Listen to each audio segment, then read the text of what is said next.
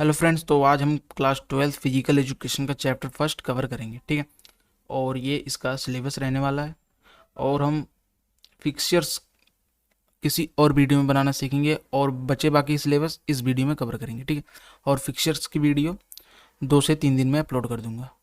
ठीक है, तो सबसे पहला टॉपिक है हमारा खेल प्रबंधन की कार्य। ठीक है, तो ये जो प्रबंधन का कार्य होता है ये 5 स्टेजेस में होता है। ठीक है, तो पहला है योजना बनाना। पहले हम योजना बनाते हैं कि कौन सा कार्य हमें कैसे करना है। ठीक है, उसकी पूरी प्लानिंग बनाते हैं। और फिर हम संगठन बनाते हैं, यानी कि कमेटियाँ बनाते हैं। ठीक है, और उनको जिम्मेदारी देते हैं कि आपको ये कार्य कंप्लीट करना है। जैसे हमने वित्तीय समिति बना दी, परिवहन समिति बना दी, आवास समिति बना दी। ठीक है, और फिर उनका हम नियुक्तिकरण करते हैं, यानी कि जो कमेटी रहती समिति, उनका हम एक हेड चुनते हैं जो उस कमेटी को लीड करता है। ठीक है, फिर उनको निर्देशन देना, यानी कि गाइडलाइन देना, मार्गदर्शन करना उनका, ताकि वो कमेटी अच्छे से चल सके और पूरा कार्य एकदम सही समय पर पूर्ण हो जाए। ठीक है, और लास्ट है नियंत्रण, यानी कि उनको कंट्रोल में रखना।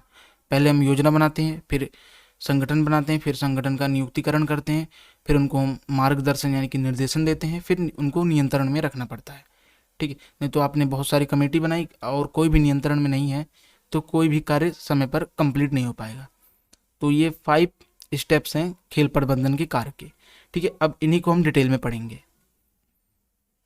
योजना। ठीक है, योजना एक पूर्व निर्धारित प्रक्रिया है जो किसी विशेष लक्ष्य को प्राप्त करने के लिए बनाई जाती है।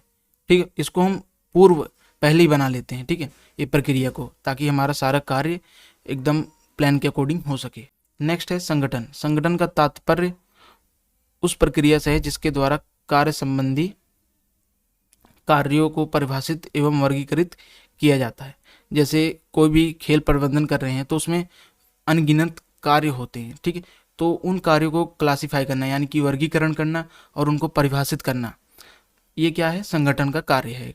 और उन्हें विभिन्न समितियों और व्यक्तियों को सौंपकर उनके अधिकारों और दायित्वों का निर्धारण करना। ठीक है, इसका मेन पॉइंट क्या है, ये कार्यों को क्लासिफाई यानी कि वर्गीकृत करता है और समितियों को सौंपता है कि आपको ये कार्य करना है। जैसे वित्त समिति है तो उसको पैसों से जुड़ी सारी समस्याएं और कार्य देगा करने के लिए। कोई परिवहन समिति है तो उसको परिवहन से जुड़े कार्य देगा और उनको करना पड़ेगा। ठीक है, तो इसमें हम कमेटी का निर्धारण करते हैं। ठीक है, नेक्स्ट है नियुक्तिकरण।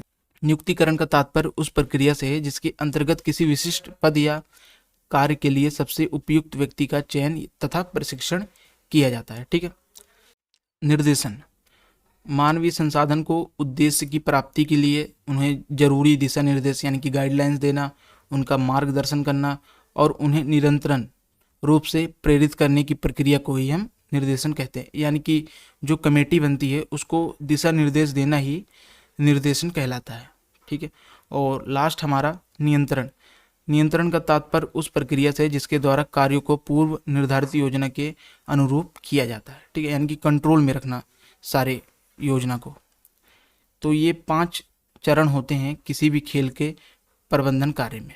ठीक है, अब हम समितियों के बारे में जानेंगे। ठीक है, समितियों का कार्य 3 फेजेस में होता है। पहला प्रतियोगिता से पहले, यानी कि खेल शुरू होने से पहले उनका कार्य, खेल के दौरान उनका कार्य और खेल के बाद उनका क्या कार्य होता है। ठीक है, तो इसमें मैं कुछ विशेष समितियों के बारे में बताऊंगा। ठीक है, और इसके ऊपर डेफिनेटली क्वेश्चन बनता है। और लास्ट मैंने जो अभी पढ़ाया खेल प्रबंधन के कार्य, इनके ऊपर 5 मार्क्स का क्वेश्चन बनता है और लास्ट टर्म भी बना था। ठीक है, तो आइए स्टार्ट करते हैं प्रतियोगिता से पूर्व।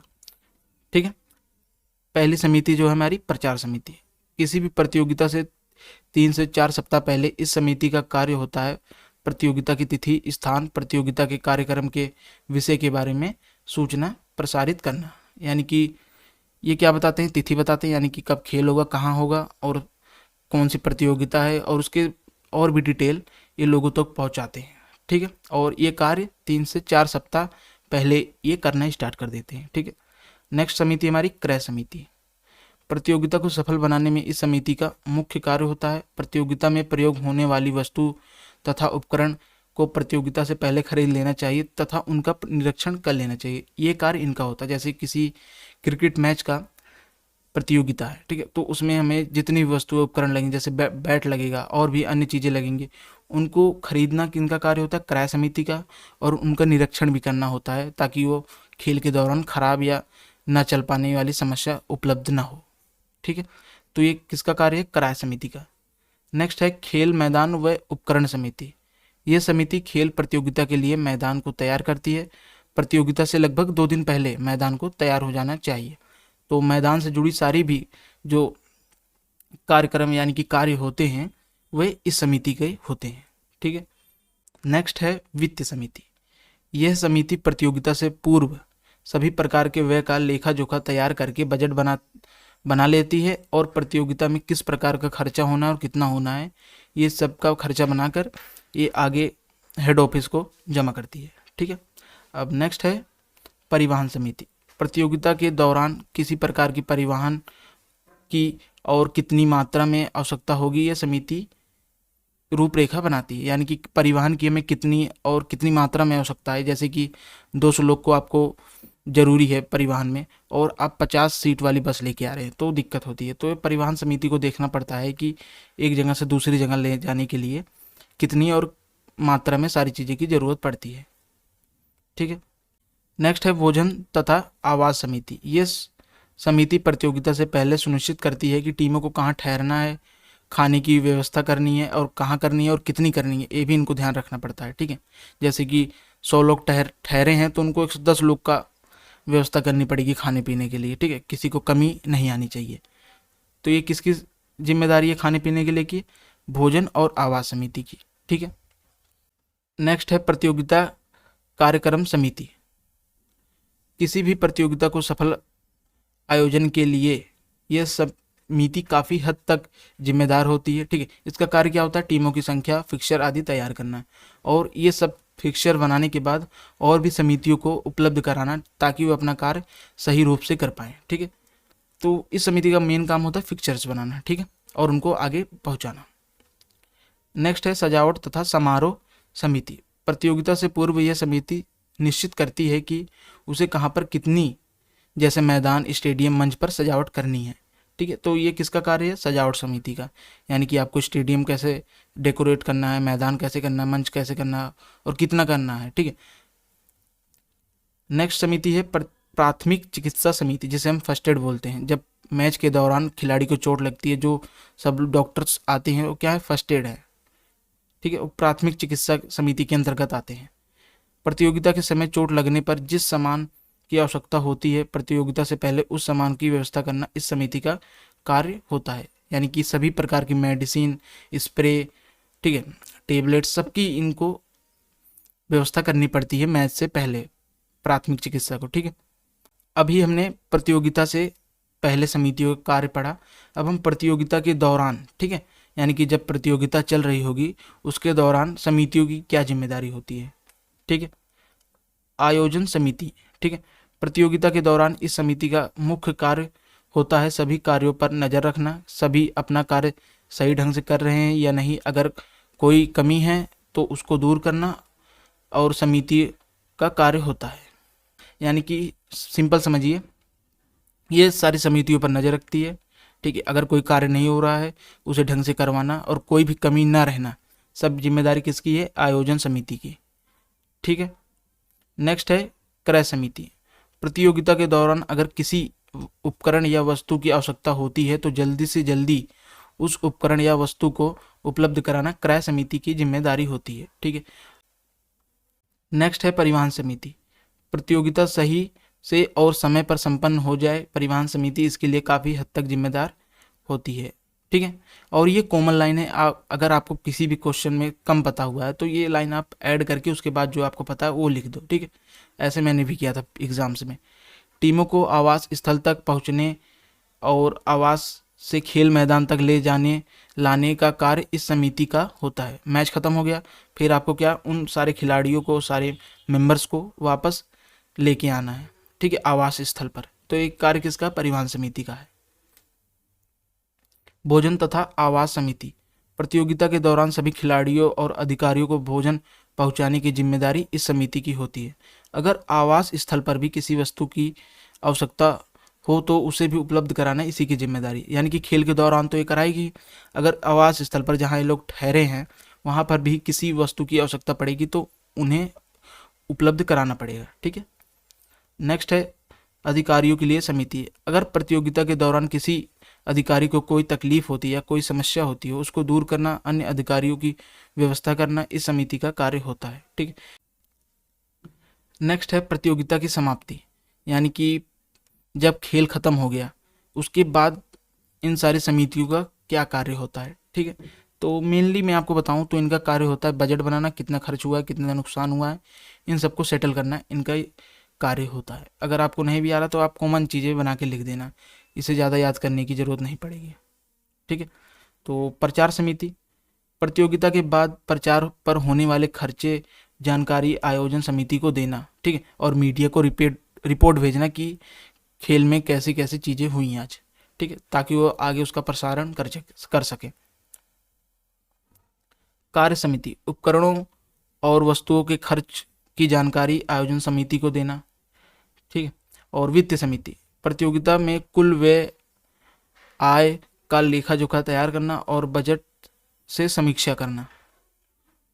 परिवहन समिति, यानी समीक्षा करना मतलब जो पहले बजट बना था खेल से पहले, ठीक है, उसको, और जो खेल के बाद जो लेखा जोखा तैयार हुआ है, इन दोनों के बीच में समीक्षा करना कि कैसे क्या हुआ था। ठीक है, जैसे बजट 20 करोड़ का था और खर्च 35 करोड़ हो गया है तो वहाँ सेटलमेंट करना, देखना। ठीक है, तो एक इसका कार्य वित्तीय समिति का। परिवहन समिति, प्रतियोगिता के बाद सभी जानकारी उपलब्ध कराना। ठीक है, और नेक्स्ट है भोजन तथा आवास समिति, आवास स्थल पर अगर कोई नुकसान हुआ हो, ठीक है, अगर कोई पेंडिंग हो तो उसको क्या करना, सेटल करना। तो ये सब इनके कार्य हैं। ज़्यादातर ये लोग क्या करते हैं, लेखा जोखा तैयार करते हैं, कोई नुकसान हो तो उसको सेटलमेंट करते हैं और रिपोर्ट आगे अपनी बड़ी संस्थाओं को भेजते हैं। तो ये थी प्रतियोगिता की समाप्ति के बाद समितियों की जिम्मेदारी। अभी तक हमने खेल के प्रबंधन कैसे किया जाता है पढ़ लिया, और समितियों की जिम्मेदारी पढ़ ली तीनों फेज में, प्रतियोगिता से पहले, प्रतियोगिता के दौरान, प्रतियोगिता के बाद। ठीक है, और ये पेपर में दोनों पॉइंट जो मैंने पढ़ाए वो इम्पोर्टेंट है। ठीक है, ये पूरा चैप्टर इम्पोर्टेंट है। अब हम नेक्स्ट पढ़ेंगे इंट्राम्यूरल और एक्सट्राम्यूरल। इंट्राम्यूरल, ठीक है, इसका हम अर्थ और उद्देश्य जानेंगे। इसका अर्थ होता है दीवार के भीतर, दीवार के भीतर। ठीक है, इन खेलों में ये एक संस्था, स्कूल, समुदाय के विभिन्न विभागों में टूर्नामेंट आयोजित किए जाते हैं। एक संस्था के खिलाड़ी के बीच में प्रतियोगिता टूर्नामेंट आयोजित किया जाता है। जैसे कोई स्कूल है, ठीक है, वो 4 दीवारी के बीच कोई टूर्नामेंट ऑर्गेनाइज कर रहा है तो उसमें उसी स्कूल के लोग पार्टिसिपेट करेंगे। ठीक है, वही प्रतियोगिता में भाग लेंगे, तो इसे इंट्राम्यूरल कहेंगे। ठीक है, और ये 4 दीवारी के बीच में होते हैं और उसमें एक ही संस्था के खिलाड़ी के बीच प्रतियोगिता होती है। ठीक है, जैसे आपके स्कूल में कोई कंपटीशन हुआ तो उसमें आप ही के स्कूल के लोग प्रतियोगिता में भाग लेंगे, ना कि कोई अन्य स्कूल के। ठीक है, तो यही इसका मतलब है, और ये लास्ट टर्म भी आया हुआ है क्वेश्चन प्री बोर्ड में। इंट्राम्यूरल के उद्देश्य, किसी संस्था में खेल में सामूहिक भागीदारी को प्रोत्साहन देना। ठीक है, बच्चे का सर्वांगीण विकास करना, खेल के माध्यम से निष्पक्ष खेल, सम्मान, मित्रता जैसे मूल्य का विकास करना, नियंत्रण वातावरण में प्रतिस्पर्धा का अवसर प्रदान करना। ठीक है, और बच्चों की शारीरिक फिटनेस, सेहत और स्वास्थ्य पर ध्यान देना इनका उद्देश्य है। ठीक है, याद रखना इंट्राम्यूरल मतलब दीवार के अंदर। नेक्स्ट है एक्सट्राम्यूरल। ठीक है, इसका उद्देश्य होता है दीवार के बाहर, यानी कि दीवार के बाहर। इसे हम ये जो एक्सट्राम्यूरल शब्द है लैटिन शब्द से आया है, एक्स्ट्रा और म्यूरल्स। ठीक है, इन टूर्नामेंट का अर्थ है बाहर और दीवार, यानी कि दीवार के बाहर जो खेल ऑर्गेनाइज किए जाते हैं उनको एक्सट्राम्यूरल की श्रेणी में लाते हैं। ठीक है, हम कह सकते हैं कि वे गतिविधियां जो किसी संस्था या विद्यालय की 4 दीवारी के बाहर की जाती हैं उन्हें अंतर संस्थान टूर्नामेंट के रूप में जाना जाता है। कोई स्कूल है, ठीक है, इसके अंदर नहीं, इसके बाहर पार्टिसिपेट हो रहा है, यानी कि प्रतियोगिता हो रही है, तो उसे हम एक्सट्राम्यूरल की श्रेणी में डालेंगे। और इस कंपटीशन में किसी एक संस्था के लोग नहीं रहेंगे, इसमें बहुत सारे संस्था के लोग रहेंगे।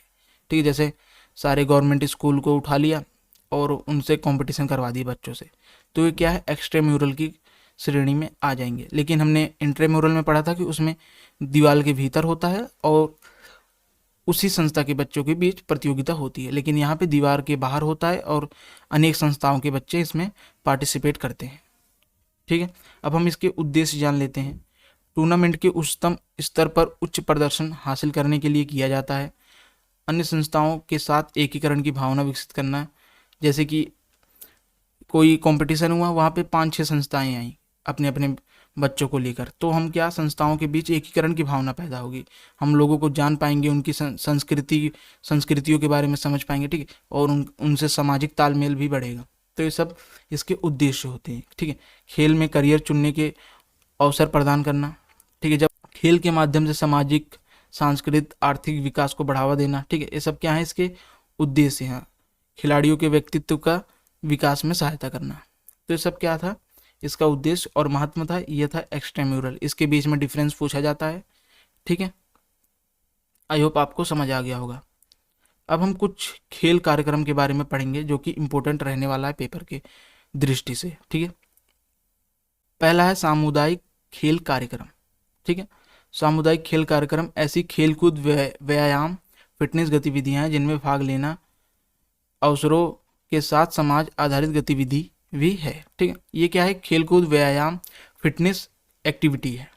ठीक है, इस कार्यक्रम के अंदर स्कूल के बच्चे, वयस्कों, बुजुर्गों और विभिन्न अन्य सामाजिक रूप से कमजोर समुदाय के सदस्य स्वास्थ्य गतिविधि को विकसित करने के लिए काम कर सकते हैं। सामुदायिक खेल नागरिकों और समाज में रहने वाले लोगों को शामिल करके विभिन्न प्रकार के उद्देश्यों के मनोरंजक आदि उद्देश्य के लिए किया जाता है। ठीक है, इसकी समरी समझिए। इसमें खेलकूद, व्यायाम, फिटनेस गतिविधियाँ होती हैं। इसमें स्कूल के बच्चे, वयस्कों, बुजुर्गों और विभिन्न समुदाय के लोग पार्टिसिपेट कर सकते हैं। ठीक है, और इनका पूरा फोकस क्या रहता है, स्वास्थ्य गतिविधि विकसित करना। ठीक है, यानी कि हेल्दी एक्टिविटीज़ करना। तो ये कुल इसका समरी था। नेक्स्ट है खेल दिवस।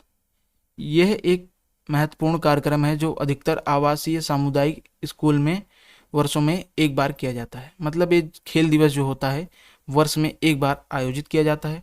ठीक है, ये खेल के मैदान पर बच्चों और युवाओं के क्षमता और कौशल को प्रदर्शित करने का एक कार्यक्रम है। ठीक है, इस कार्यक्रम के माध्यम से लोग अपनी पोटेंशियल, टैलेंट को प्रदर्शित कर पाते हैं। ठीक है, बल्कि खेल दिवस में समाज के सदस्यों के लिए एक दूसरे से मिलने, समस्या को समाधान करना, बधाई देना आदि अवसर भी इसमें रहते हैं, जिससे उन सब के बीच में एक भाईचारा उत्पन्न होता है। ठीक है, इसका एक बार मैं आपको समरी बताता हूँ। ये वर्ष में एक बार आयोजित किया जाता है। ठीक है, ये ज़्यादातर स्कूल में होता है, स्कूल और कॉलेजों में। इसमें बच्चे अपनी क्षमता मतलब पोटेंशियल, कौशल मतलब टैलेंट को प्रदर्शित करते हैं, और इसमें एक दूसरे से मिलने, समस्या का समाधान करना, बधाई देना, ठीक है, ये सब अवसर मिलते हैं जिससे बच्चे एकीकरण के सूत्र में बनते हैं। ठीक है, तो ये है खेल दिवस का मतलब। स्वास्थ्य दौड़।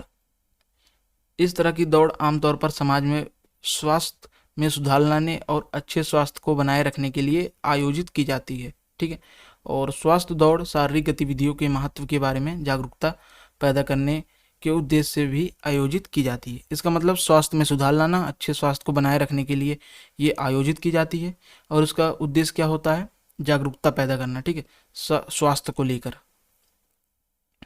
इस दौड़ में धावकों का उद्देश्य जीतना नहीं बल्कि पार्टिसिपेट करना होता है, यानी कि प्रतियोगिता में भाग लेना होता है।